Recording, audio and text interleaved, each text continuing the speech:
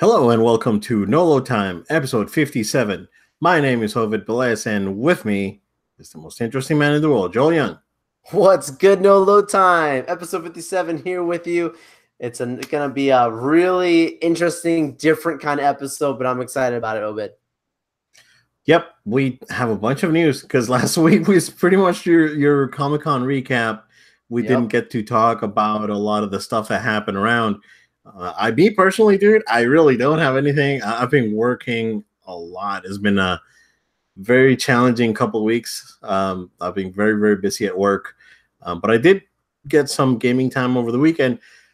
I started playing the first Kingdom Hearts on that collection, on the 1.5, 2.5 HD remix or whatever it's called. And it's great because I played Birth by Sleep, right? Which was the PSP game. I played it on the collection.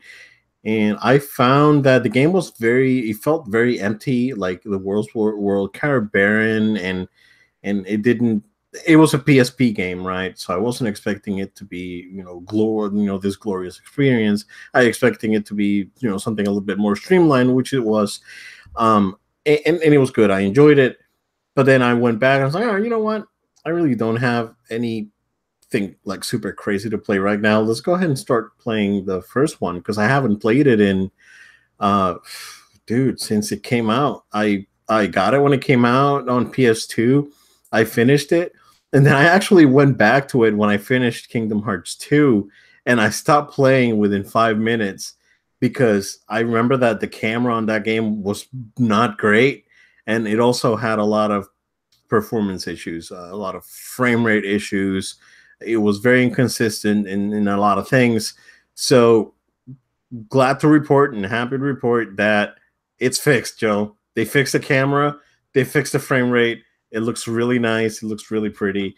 I've been playing it a little bit with my daughter here and there because, she loves Donald Duck. So just bring her over. It's like, oh, look, it's Donald. He's doing magic. And she gets really excited whenever Donald starts talking and doing magic. So that was a pretty good experience there. And yeah, it's still fun. I remember, it's funny because you play these games, right? And then as always, like I always say, nostalgia glasses, you remember them in a certain way. In this case, the one that I'm playing right now is actually better than the version I played back 15 years or so. So that made it a lot more enjoyable, but in some cases it's not. But yeah, I mean, you remember that there's some obtuse things here and there, like some of the mechanics, like like that AP system. I'm not a big fan, and I'm not a big fan of the gummy ship. No one is. Like very few people are actually a fan of the gummy ship. But everything else is fine, man. It's still fun. I'm about I want to say 12 hours into it. I don't know if I'm going to finish it. I may just go for it. I know that Spider-Man comes out in a few weeks. I may jump into that. I may get it around Christmas. The thing is that Kingdom Hearts 3 comes out in January, and Resident Evil 2 comes out in January. So I'm just trying to get as much as I can out of the way, and then next year is going to be another crazy. You mean you're not going to spend your time playing Mafia 3? Oh, yeah. So Mafia 3 is one of the PS Plus games for August. Dude, I still have Ratchet and Clank and Bloodborne, and actually bought the DLC for Bloodborne too. Like, I just, man, adult life. Like, to be young again.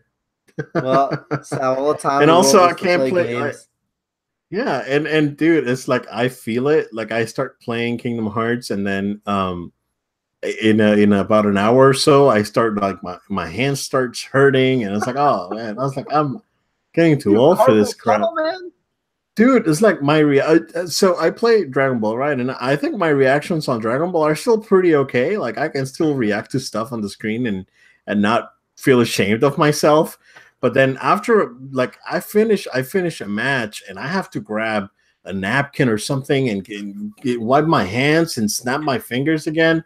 It's like, dude, I gotta stretch. Like, if I'll be at Evo this weekend, I would carry a towel with me, not for my sweatiness, right? But for my This is a hands, real sweaty right here. yeah, but it's not for my face, but my hands get all sweaty and cramped up. It's like I come out, it's like my hands look like freaking hooks or something. So, dude, it's like don't get old or take your vitamins. You know, Or take you some just be so calcium. young, last name. Yeah, there you go, and you just be young, and you be young forever. Yeah, that's the trick. oh, all right. Man, Dr. Nerdlove over here. Back with the nicknames. Come for you a bit, don't worry. All right. So what's up, man? Anything new? Yeah, well, definitely since coming back from Comic-Con, I'm just trying to recover still. There's so much fun stuff that was done there, and honestly, guys, I can't wait to go back at some point. It's just when it comes around. Hopefully, I get the chance to go back again soon. What I decided to do this coming weekend, and I had made plans for it right away, was what? There's a movie coming out, and me in the movies, I tend to go as much as I can. So Mission Impossible Fallout came out, and I went that opening weekend to see it. Honestly, Obed, I'm just going to jump right into it. I think it is the best Mission Impossible movie I've seen. Obviously, I'm coming off the hype of just seeing the movie, so, let it simmer and, see how you feel with time. But initial reactions, I was very impressed. It's a solid movie all around. The acting is solid. The arcs are solid. The dialogue is something that's really, really intriguing. It's not going to win an Oscar. I'm not saying like in that regards. But it's your cliche, there's bombs and they have to be disarmed. It's Mission Impossible, right? We expect it to be, but they take Mission Impossible and give you all the best parts of it. And it's a really fun movie. I would recommend, if you haven't seen it, to go out and see it if you can. Just if you want to have a fun time before the summer ends. It's a classic summer flick, and I think if you're missing also that spy genre, this is the movie for you. Henry Cavill, who plays Superman, in this movie, his character is very interesting. There's a lot of very funny scenes that they utilize him for. You get that classic from the trailer, where he pops his guns, to fight. In that sequence, the bathroom sequence, I won't say much, but it is a very fun, hilarious, crazy sequence, but it's great. Good. Yeah. And, the stunts in this movie, like, it's amazing. We heard Tom Cruise had, genuinely hurt his ankle, with that one leap. But a lot of the scenes in this movie, you're like, you could have really hurt yourself. So I'm glad for that classic stuntman acting that you get out of this movie, where I think it's just fun just for seeing the stunts and then just seeing the hype all around and the drama of these movies. But it's a fun movie. Mission Impossible Fallout. That's what I did for my weekend. That's my big thing there for you guys. But I know we want to jump into some really cool topics, because we got a lot of cool stuff to discuss today. Yeah, Joel, and you talked about it last week. Of course, you told me that I was going to get really hyped for this thing because you saw the Venom trailer over at Comic-Con. But then a couple of days ago, they went ahead and released it. But it was a different version, right? It was a little shorter. It's a shorter version. So there's the same stuff, but we had like full sequences in between for the trailer we saw. Gotcha. But we did get that Venom trailer, second trailer. The first one was like a super teaser. Then we had like a teaser trailer. And this is like a proper full trailer, which we saw a lot of the symbiote. And you notice that they did say symbiote, not symbiote. They did fix it. Thanks, Sony. And again, I told you that this was one of the things that they could just probably fix in like an ADR or something. It's like it's not a big deal. They can definitely fix it. Good thing that they listened to feedback and they went back and try to correct some of these things. But Joel, yeah, it's pretty hairy. It looks did they already say what the rating for this movie was? Was this a PG-13 or is it going to be an R-rated movie? They haven't said. I thought from the first time it was gonna be R, but now I'm leaning towards PG-13. I don't see from what the stuff we saw at Comic-Con, I don't see why it'd be R. You would think if we were at Comic-Con, the footage they would show us, you don't hold back. If it's an R-rated movie, there's going to be a lot of language. There's going to be a lot of little things happening there. Even from the True. instances we saw, it didn't seem like anything to me that would push the R limit. That's just my opinion. Could Okay. be, until they released it, but I expect PG-13. Yeah, Obed, this trailer was majority of the highlight stuff that we saw at Comic-Con. Of course, the main money shot at the end that I talked about here on the podcast. You remember, I said you're gonna lose your mind because everyone in Hall H, we were. I mean, I thought I was a Spider-Man fan. The guys that were next to me, we were all going crazy about it because. I mean, you see the full body of Venom, and then you finally get that shot right at the end. We will eat your arms, we will eat your legs, we will eat your face off. You'll crawl around like a faceless turd in the wind. It's, who are you? And that split up the face. We are Venom, and it's cool how it retracts with the teeth and everything. Impressive CGI done. Sony did for that. It's a hype trailer. I'm not gonna say the movie's gonna be good, but the trailer's hype. Yeah, exactly. So based on the trailer, I think this is gonna be one of those things that it's gonna be a decent movie. It's not gonna blow anyone's socks off. It's gonna be fine. I know that again, Tom Hardy is a capable actor and he can carry the movie. Michelle Williams is a great actress. She can carry the movie. I'm glad they didn't show this dude from Carnage. Carnage. I'm not so sure he's in this movie right now. So Woody Harrelson's supposed to be in the movie, and they didn't show him, and I appreciate that. Please, Sony, they should not release any more trailers. Like this should be it, because Sony. Sony has this bad habit of just spoiling movies on their trailers. They're not as bad as WB, but they're bad. It's not great marketing. I mean, is I think the same person that cut that Amazing Spider-Man 2 trailer cut the Justice League trailer, or not Justice League, Batman v Superman trailer. Yeah, that's garbage. Oh boy, yeah, Obed. I think people need to understand that this movie, don't get your hopes like, oh my goodness, this trailer looks so good and all that stuff. And I've heard mixed reactions. I actually have seen a lot of negative reactions from people in the comic book, world for the movie. And you have to. I'm a strong believer in separating the two. I think there's sometimes where when I pull in the comic book conversation into the movies is when something is being done that I consider more offensive. Not necessarily that you're trying to follow source material, but I believe it's so off that it's not even trying to be anything of where this thing originated. It's just utilizing the name to make a buck, like Fantastic Four that I've been on the record about for that movie. I feel like you use a name just to make a buck, but the movie has nothing to do with the Fantastic Four. It's a weird whatever. I think with Venom, they are trying to give you something with the source material. I think the only thing that's really weird about it, they keep marketing it as we have a bunch of superheroes. It's time for a villain kind of thing. Obed, I'm sorry, I'm not. He's an anti-hero. I mean, you can't just classify this guy as a villain, and that's because, with all due respect, this movie would not make money if the movie was literally about this guy hurting good people. That's not gonna work in Hollywood. We just know that. So it's one of those deals that just so happen that he's not a great person. He's not gonna go save the cat in the tree, but exactly. He's not gonna save the building that's on fire. But what Venom is gonna do is he's gonna go after some people that are a threat for the greater good. That it just so happens that the symbiote allows him to do this because it agrees with him. They work in tandem.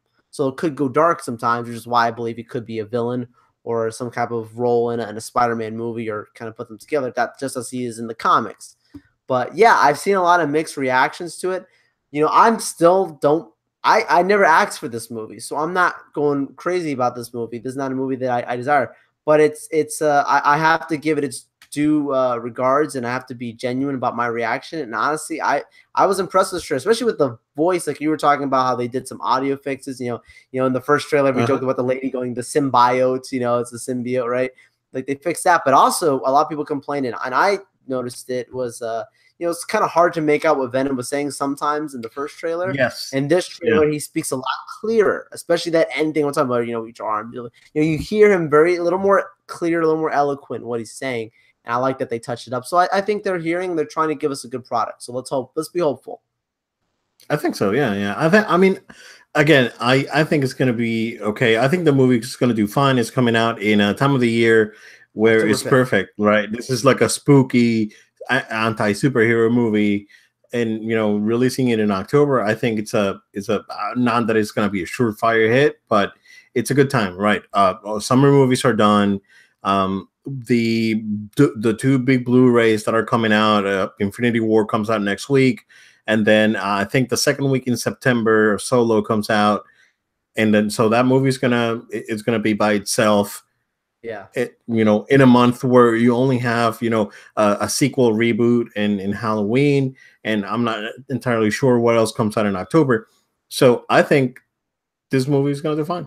Yeah, I agree. I think the point about what Obed is also trying to say is it's like this movie should perform well, considering that it actually performs to be a good movie. If the movie's hot trash, then it's not going to perform well. But that's not going to be a fault of another movie taking money from it. Like it's been set up for success is really what's happening. So exactly. It really should succeed. If it doesn't succeed, that's going to be indicative of it not being a good property. So we'll see. Yep. But Joel, did you ask for Craven? I didn't ask for that either, and supposedly we're getting that thing. Obed, I don't know what to make of it. That one I'm more upset about than actually Venom, because I wanted there to be a mixture, not the adaptation, but I wanted a sort of screen adaptation of Craven's Last Hunt for an upcoming Spider-Man movie, like maybe the third Spider-Man movie. I wanted that to be kind of a adaptation, because that's not a comic now fans are familiar with. Spider-Man fans are. But Craven's Last Hunt is really incredible because this dude literally knows who he is, and he's actually hunting the spider. So I wanted to see that. But just making a straight Craven movie without Spider-Man, or even if he's in it, but it's from Craven's perspective, I'm not drinking this Kool-Aid. I do not ask for it. It's got the Equalizer writer, I think, right for it. So I don't know, bro. Yeah, I guess we'll see on that one. It's one of those, again, we didn't ask for it, and we'll see how that goes. Joel, do you want to talk about MoviePass? I'm not subscribed, but there's some MoviePass drama, and it's a service that is very popular, and we've talked about it on and off the podcast, and we've talked about it with coworkers, and actually coworkers were that's where I heard it first. And then I did more research on it. I rarely go to the movies, so I have no value in it. But you have the service, Joel, and this week they ran out of cash and they had to do some damage control. Joel, what's going on with this thing?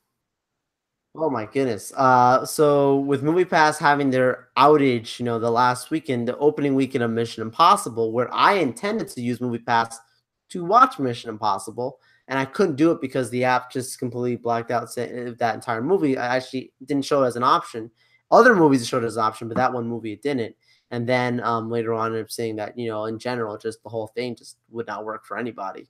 Them running out of money, them having to pull this side money. I don't know if you remember, before any of this happened, people were questioning, and there was actually an economic report put out, I forget, from an economist saying, like, hey, this is how long we can predict this company will last, and they didn't predict it to last very long.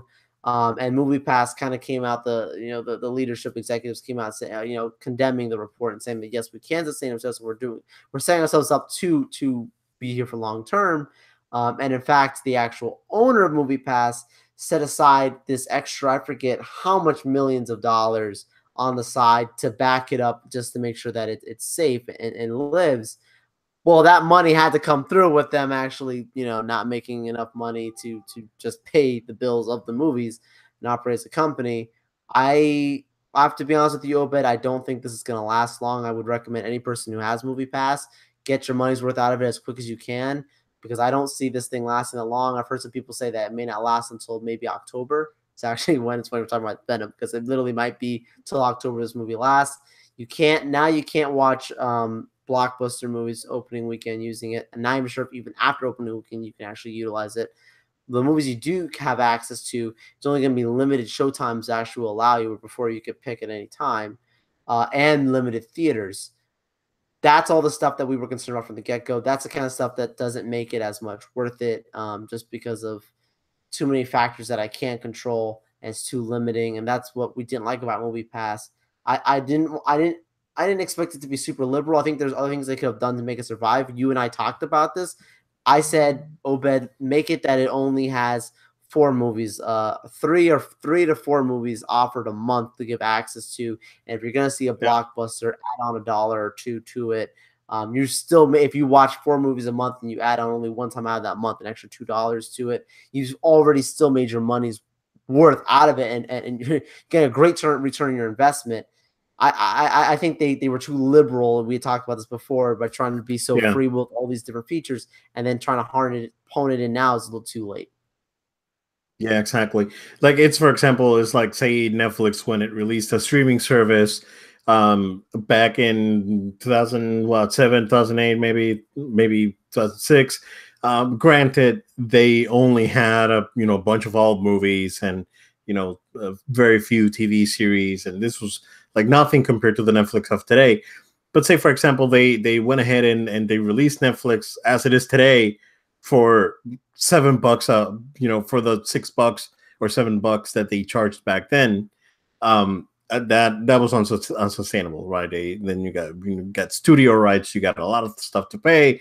Then a month later you get, oh no, we need to up it to 15 or whatever, right? It was the same thing with MoviePass. I think they were too. It was one of those deals that when I heard about it, it was like too good to be true, and it was an unsustainable model, and they really damaged themselves with just going at it. It's like so free, and it's like, hey, you can watch a movie a day if you want on anywhere. I think that doing like 2 movies a week, so a total of 8 movies a month, I think that would have been a good idea. Just cut back on that, or come back with a more competitive models, like charge $15 for the subscription service, and then from there they can at least make more money, have it be a little more sustainable. But we'll see. I don't think it's gonna last, like you said. I don't think it's gonna. If they need to revamp it in a way that they are gonna start impacting customers, and I'm assuming a lot of people are leaving because of them cutting back on the movie selection. And then we get the news this week with AMC coming in with a premium service for $20 a month, where you get is it 3 movies a month, or 3 movies a month? 3 movies a month, but no restrictions. So this movie could be IMAX, could be 4DX, Dolby, whatever, or regular matinee. It doesn't matter. So when there's competition, now they're going to be forced to make the changes. And if they want to continue being a leader on this type of service, they need to adjust, or they're going to go away. Or maybe AMC will just go ahead and buy them and have the AMC MoviePass, and then do something different with that. And they can have a premium service, and they can have a cheap alternative. So I know, and I know I between MoviePass and the AMC Stars list. Then the other one that I'm greatly looking at is also called Cinemia. So it's about the same price as the AMC one, except instead, and it has the exact same thing: no restrictions, no blackouts, any movies. You can actually buy your movies in advance as well. MoviePass, you couldn't do it until the day of and actually be on property. Cinemia, you can do it in advance. But the awesome thing with also Cinemia is that compared to AMC, you can only use it in AMC theaters. Well, what if you live, not that close to an AMC theater and there's something else closer? Cinemia lets you use any movie theater pretty much. I mean, there's some restrictions, very few, very similar to MoviePass. So there's other options in this kind of competition, like you're saying. Is interesting now. See where this goes and what will MoviePass do. It's going to be a story to watch for a bit, but I forecast not great stuff. It is definitely. Joe, we don't have a lot of video game news this week, but we do have MPD numbers for June, and sales numbers are important. They're important, right? Give me the numbers, Obed. Give me the numbers. All right. Well, there's no specific numbers, but the number one game last month was not last month, but the month before, because we're already in August, man. Believe it or not, this is insane. Mario Tennis Aces was the number one game of the month. God of War was number two. Grand Theft Auto 5, Joel, number three. Why are kids keep buying this game? I don't know why. It's like I've never been a GTA fan. It baffles me, but hey, you know what? To each his own. It's fine. Look out, the trolls are coming for you. Oh, those GTA haters! Like, you can play whatever you want. I don't care. Crew 2, Joel, which I didn't even know it had even come out. So it trended at number 4. Far Cry 5, number 5. And I'm just going to go and do the top 10, and then we'll jump to number 20 because that one's interesting. Mario Kart 8, I heard that this is moving really, really well. So, yeah, Nintendo keeps killing it with their Switch selections. Lego Incredibles, FIFA 18, Crash Bandicoot and Say Trilogy, and this is probably number 9 because it came out for Xbox and Switch. In addition to PS4, which has been out for a year already, and Detroit Become Human is at number 10. But Joel, all the way down at number 20, State of Decay 2, the game that was supposed to save the Xbox, a game that was number 1 in May, and then God of War was number 2, and then Xbox fans started celebrating about State of Decay 2, but then it's number 20 the following month. So that is that. The interesting part of NPD again, Joel, is there's growth in the industry. Video games keep bringing in more money than movies and music. This is, the number one form of entertainment right now. But what's interesting, Joel, again, from the major consoles, of course, PS4 was again on top, but the number one gaming device for the month was the NES Classic, which was again brought back in stock in many places. And I heard today that the number 2 device was the SNES Mini, which I grabbed one, of course. You can see the box up there, but man, Nintendo was putting this boxes out, and they keep selling out like crazy. And they are probably, this thing's probably cost Nintendo like $10 to make, and they sell it as a somewhat premium product. I mean, it's $80 for the SNES, $60 for the NES with only the one controller. But it's incredible to see how well people are reacting to these boxes, Joe. And I'm wondering if Nintendo is going to do the same thing with the N64 for Christmas. We haven't heard anything. There were some patents already done, but I don't know if there's any concrete plans of bringing an N64 this holiday season, Joel. But what do you think, man, about these boxes? Oh, it's great, dude. I'm all for it, man. I'm kind of contemplating it myself. Like, if they do end up putting one of those out for the holidays, about maybe I myself should snag one. Yeah, N64 is harder though, man, because those games they haven't aged well. Most of them. Like, I mean, the Super Mario 64 and the Zeldas and a few games here and there actually hold up pretty well, but Mario Kart and whatnot. But then when you start going deep and going into like the Golden Eyes, and I don't even think Nintendo can do that because of Rare owning the title itself. And of course they can't do like Perfect Dark. They may be able to do Donkey Kong Country, although Rare developed it, but it's Nintendo property. Of course, it's probably not going to have the Banjo-Kazooies because they went to Microsoft when they bought Rare. They're in a tough position for the N64. The N64 didn't even have a 300 game library. It was pretty small games library. So just picking and choosing. some games, it's probably not going to be a great idea. If I would be Nintendo, I would jump straight to GameCube, man, Oh and yeah, yeah, and do a GameCube device, because the GameCube had enough um properties and enough games to keep people entertained, and with emulation the way it is now, they can probably emulate them in HD. They look yeah. real nice. So if I were Nintendo, I'd probably do that instead of doing the N64. I don't think it's going to be a great idea, because those games don't hold up, man. They're a product of their No. time. So yeah. Most of them are good. Not most of them. Again, the N64 was a terrible console. It only had very, very few games that were actually really good. Everything else was just not necessarily trash, but it was so bloated. But yeah, man, interesting to see.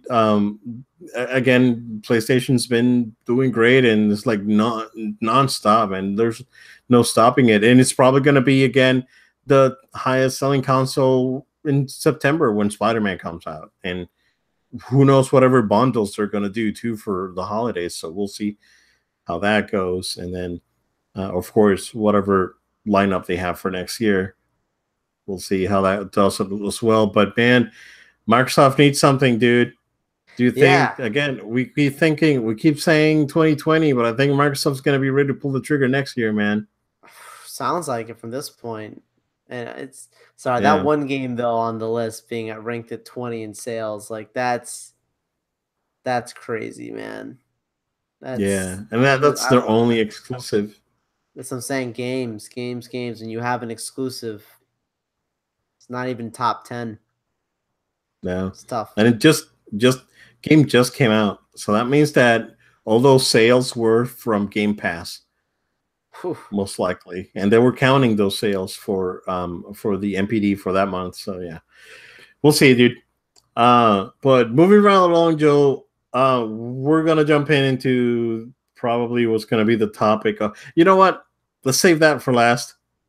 Episode 9, Joe. Production Sure, you started. no. Okay, all right.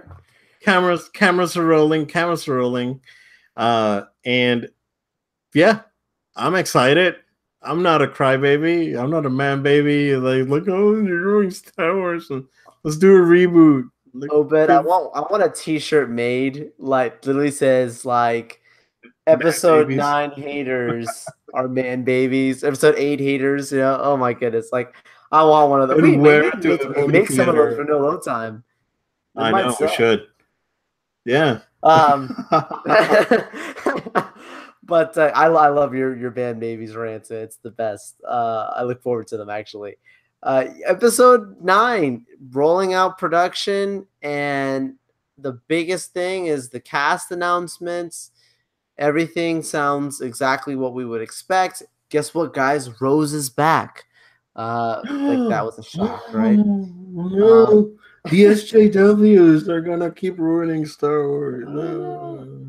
No, Rose is fine. Rose is fine. Everyone's fine. Everyone's fine.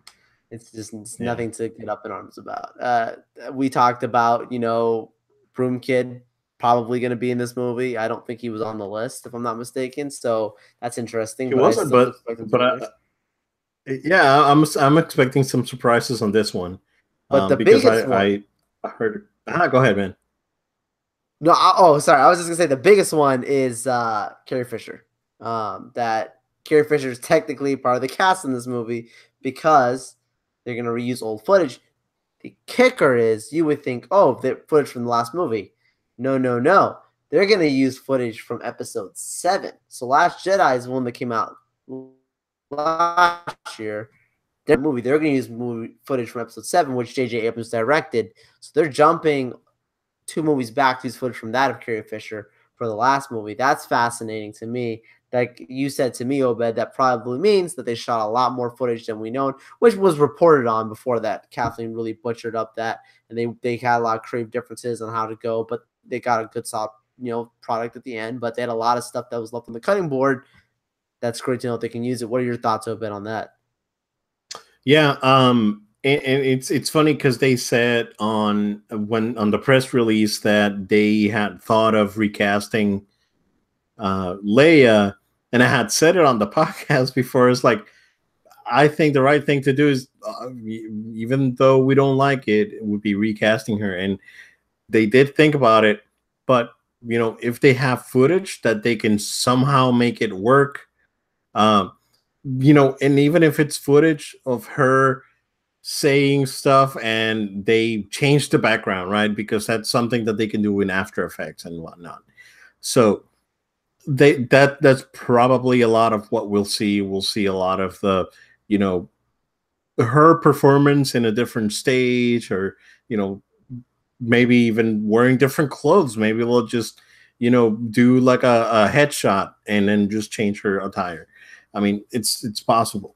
So I'm happy, and it's gonna be really sad because knowing, again, going to the movie theater knowing that she's no longer there. How the same way that when I mentioned it on the podcast, when I went to see The Last Jedi, during a certain scene, I had to step out because it was, I got a little emotional. It's like my cool aunt, man, that passed away. It was like, come on. So I'm excited, Joe. Again, Star Wars. It's one of my favorite things, dude. No matter what the haters say, no matter what the man babies cry about, it's Star Wars is gonna be Star Wars, dude. I endure Jar Jar. I can endure anything. I'm good. That's a great way to think of it. Yeah, exactly. Well, I wish it's like you ruined Star Wars. It's like, no, it's been ruined since 1999. It's been ruined since it's been ruined since the Christmas special, which was like Oh, that's a good 1979 or ad. whatever. People forget about that one. Ew. Yeah, dude. What a doozy. But yeah, we're excited about that. But Joe, unfortunately, we are going to talk about some serious stuff now, and we're just while you were at Comic-Con, news came out about James Gunn getting not necessarily fired, but Disney had cut James Gunn's relationship with the studio because of some tweets that he made about 10 years ago, right? Yep. 2009, 2010, Yep. 2008. So, yeah. So, there were some jokes made that were definitely very inappropriate. Um, you know, again, we're not going to defend or condone uh, what was said on those jokes. They were jokes, but we want to talk about what the reaction overall has been concerning this topic. And I've seen a very interesting reaction. I mean, I okay. So first of all, the thing that I'm gonna say is, if it was not Disney, if this would happen at Paramount or Warner or whatever, he would probably still be in charge of this project. It being Disney is a different story. Disney is a company that, again, haters can say whatever they want about Disney, but Disney is one of, if not the company that takes themselves seriously on anything, on everything they do. Everything they do is serious. They go in 100% on everything.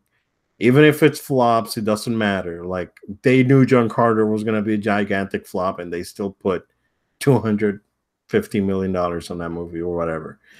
Um, Again, what James said, in my opinion, is inexcusable. I think that Disney being Disney, they did make the right choice. But I have very heated opinions about people on the internet. But Joel, before I go into that, tell us what you think, man. So I remember when I was at Comic-Con when the news broke. I thought the timing was interesting because I think he actually had posted, James Gunn actually posted on his Instagram that he was going to be at Comic-Con. He put a picture of his the very famous that you, whenever someone comes on to speak, they have their name tags on their San Diego Comic Con with their name, and That's a very big thing if you get one of those, right? Because you're a speaker on a panel, and he actually had one of those on a table or something in a picture he posted on Instagram. He said he was going to be at Comic-Con for something. People had no clue what, obviously he wasn't there, but the news came out about him being essentially removed from a mutual agreement about him being removed from the project. I'm going to reiterate the same thing you said, Obed. It is 110%. I will not, and I make this clear, I will not defend or make light in any regards any of the stuff he said in his tweets. I have literally a screenshot of all the tweets right in front of me. I would never repeat them because it's just that to me something that's just completely inexcusable and just inappropriate to my morals, whatnot. It's things you don't make jokes about. I don't consider it a joke, although we're talking about the kinds of how he felt at that time.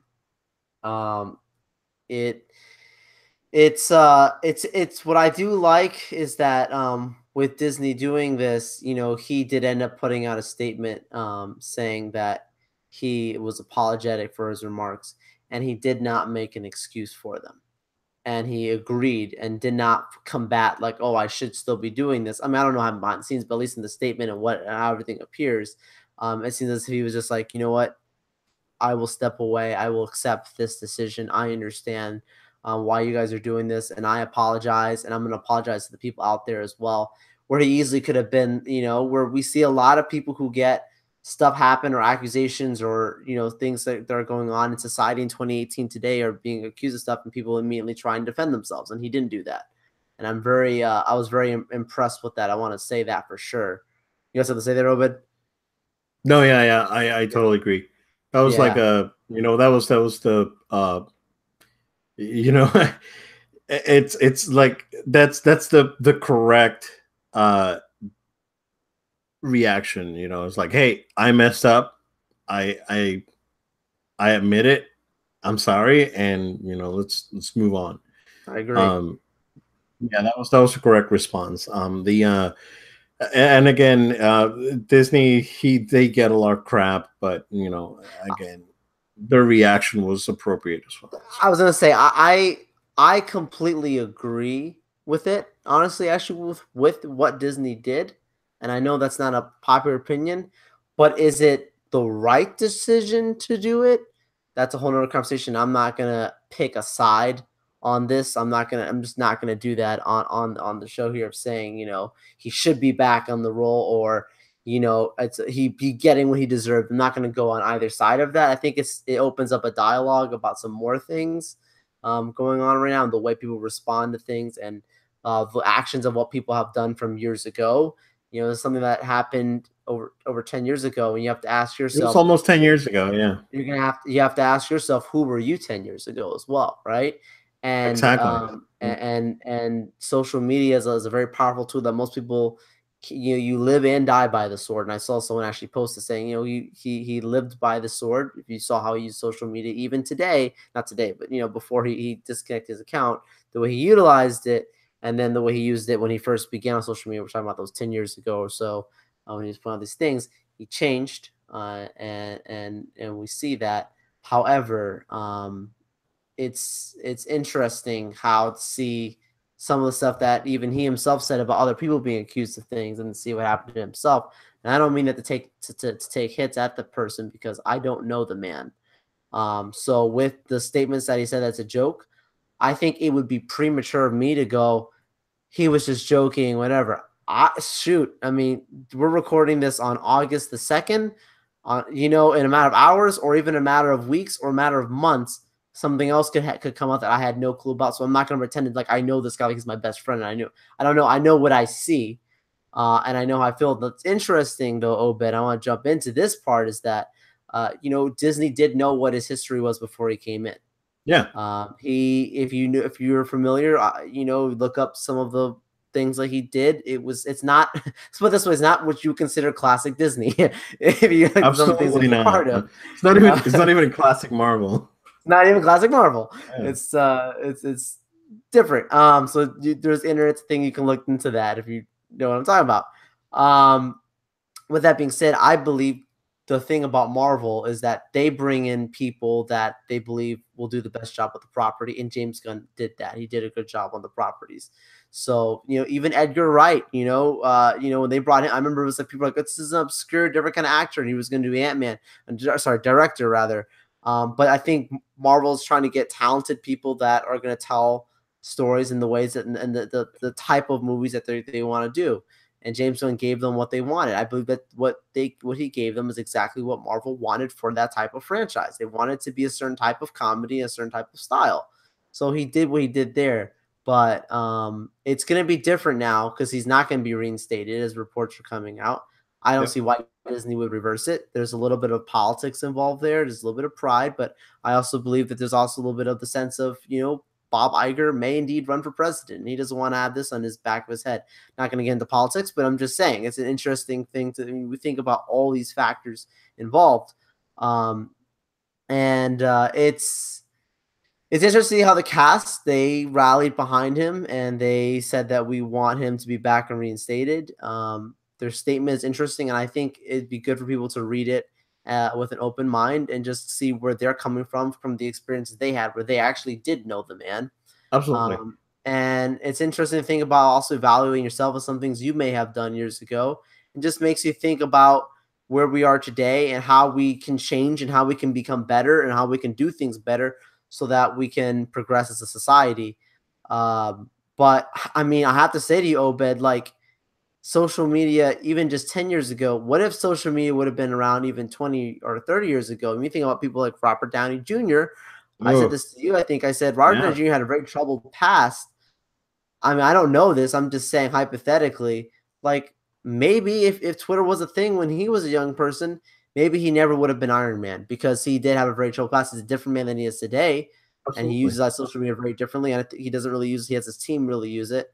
But it's a tool that can, live and die by the sword, like we're saying. So I'm not going to pick a side on this, but that's how I feel about Obed. Anything else you got to say? Yeah, I know. I read the statement that the cast released, and I mean, they knew him. And Disney is not saying he's a terrible person and he did these things. Absolutely not, right? It was jokes that he made that were extremely inappropriate, and Disney being a family-centric, again, a company that takes itself very seriously, decided to, amicably, split ways, basically. And that's what happened. I know that fans are roaring us like, oh no, bring him back. I just want to point out, Joe, because I've talked about it on the show, well, touched about it a little bit, but we see a lot of like the same people that harp on certain individuals started defending James Gunn, and people that try to bury other, internet personalities for jokes that are like an infinite time smaller than this joke. It's not even like you can't even they're not even on the same scale, right? They're completely different jokes. People do this attacks and they try to ruin their lives or whatever. Luckily, some of those people are doing way better now than what they were doing before.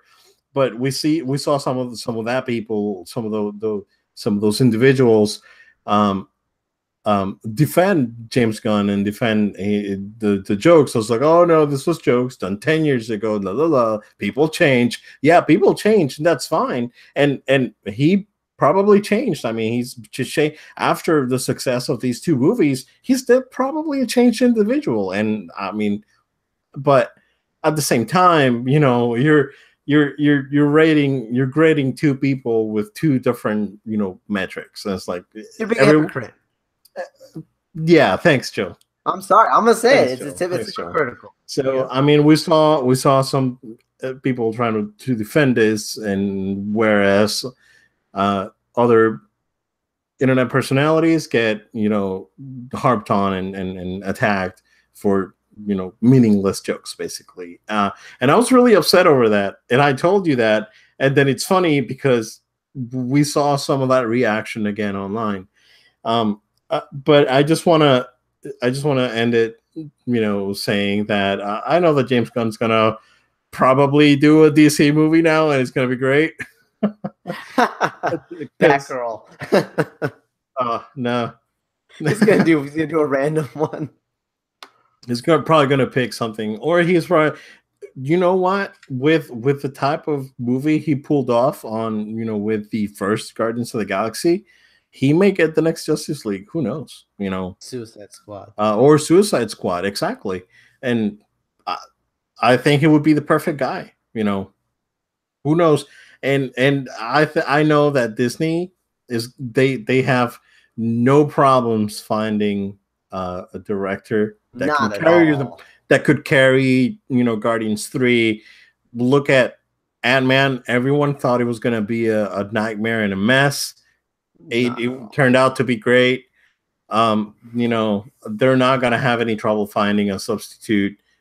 James Gunn is probably going to take some time off and then do some other things with a different studio, and I know he's going to do well. I know he's a good guy. It's just that, it's unfortunate that what you say on the internet's there forever, and you have to be mindful of that. It's something that that we talk about. Is something that I've been cautious throughout my life, and I may have a couple things here and there because I've been online for 22, 23 years, but you just have to be careful, right? And it's that piece of advice that it's funny because at our workplace we get interns, and we talk to them as like, hey, if you want a piece of advice from the IT guy, don't say crap on social media because it's gonna be out there forever. So it's my piece of advice. But yeah, Joe, I mean, I know that it's unfortunate. Again, we're not condoning the jokes because they are pretty terrible jokes. I mean, like you said, it's something that we I wouldn't say it on the podcast. I would probably even say joking around. I wouldn't say it, period. I'm just gonna be that blunt. I literally have them in front of me here, and I'm like, there's several of them here. I'm like, wow. Ouch. So yeah, but also I think the point that you also were saying about the whole the internet personalities and just stuff, we're talking about, hypocrisy and whatnot. It's important for you to understand, if you're gonna have a specific standard, to stick to it. I think Disney, that's what they did here, that they've made it clear that, with where Disney is now, and mind you, Disney has had issues in their past. Like there's some, look into old Disney history, some stuff they did that was really jacked up, that people are trying to throw in their face now because of the thing with James Gunn. Like, oh, breaking news, Disney fires Disney for this terrible thing they did years ago. But I think it's important to understand with Disney and the people that are in charge now, they want to make it clear this is who our identity is.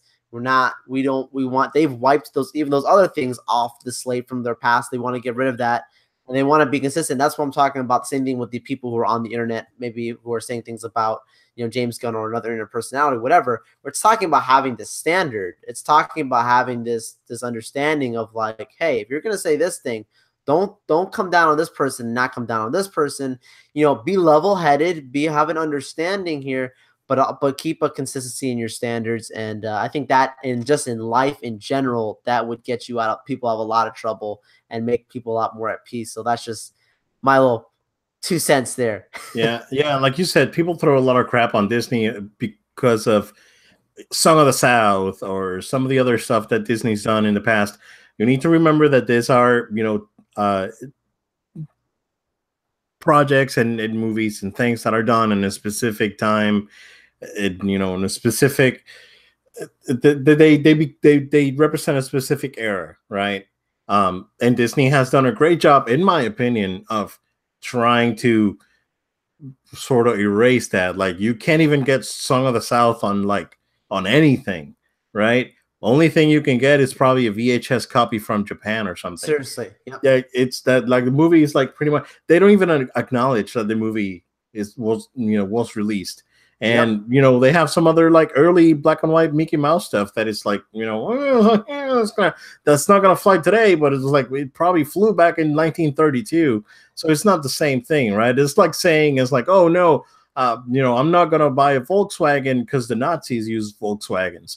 Like, come on. I mean, this a different era. And They've wiped that away. They're being consistent today. And if they did, if exactly. they were repeating the same stuff from 1932, that'd be a different conversation. But they're making it clear today this is who Disney is today. So I think people need to have an understanding of that too. Yeah, exactly.